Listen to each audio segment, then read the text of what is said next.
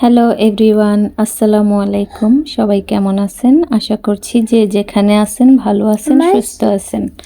আল্লাহর অশেষ রহমতে আমরাও ভালো আছি।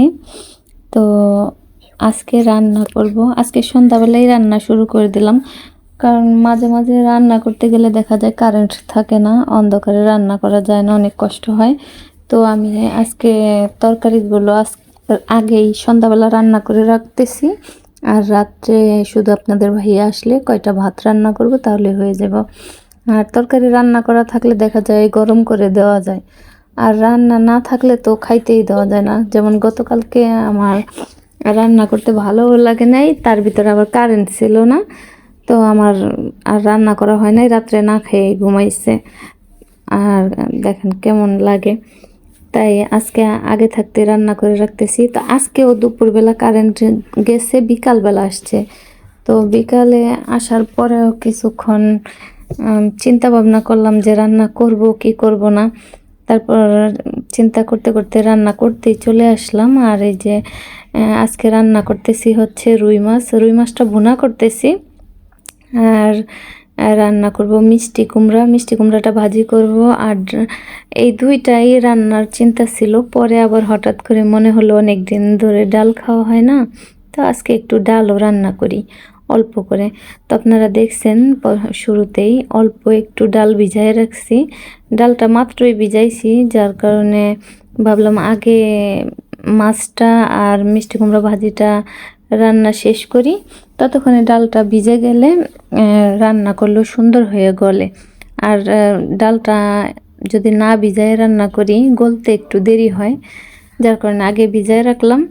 তো আমার মাছটা অনেকটা হয়ে গেছে, ধনিয়া পাতা দিয়ে দিলাম। তো আরও একটু জাল করব, কারণ আমি বেশি ঝোল রাখবো না, একদম মাখা মাখা ঝোল রাখবো। তো এই যে কথা বলতে বলতে আমার তরকারিটা হয়ে গেছে, এখন আমি নামাই নেব।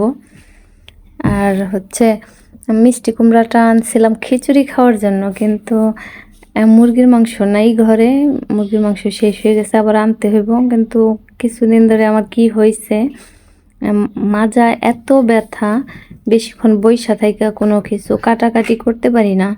মানে কিছু কাটতে গেলে তো অনেকক্ষণ বইসা থাকতে হইব।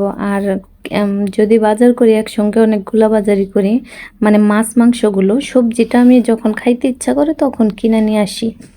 তাছাড়া ঘরে আয়না রাখি না, কারণ যে পরিমাণ দাম, আয়না রাইখা দিলে দেখা যাইতেছে অনেক দিন আর খাওয়া হয় না, পরে নষ্ট হয়ে যায়, ফেলে দেওয়া লাগে। যার কারণে আর আয়না রাখি না ঘরে। যখন মনে চায় টাটকা টাটকা আয়না রান্না করে খাই। তো এই যে মিষ্টি কুমড়াটাও ভাজি করে নিতেছি। আর মিষ্টি কুমড়াটা আজকে ভাজি করতে চাইছিলাম না, পরে দেখলাম নিচে দিয়ে একটু একটু নষ্ট হয়ে যাইতেছে। তো ঘরে যদি রাইখা দেই তাহলে আরও 2-3 দিন তাহলে এটা পইচাই যাইব, যার কারণে আমি এটা রান্নাই করে ফেললাম।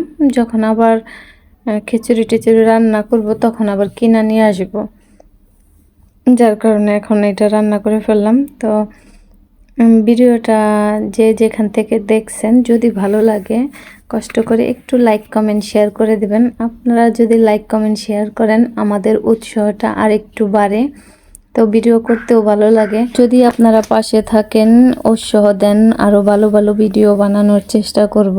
আর যদি পাশে না থাকেন তাহলে তো কিছুই করতে পারবো না, আপনাদের হাতেই সব কিছু। আপনারা যদি পাশে থাকেন হয়তো বা ভালো কিছু করতে পারবো। তো সবাই যদি ভালো লাগে ভিডিওটা শেষ পর্যন্ত দেখবেন।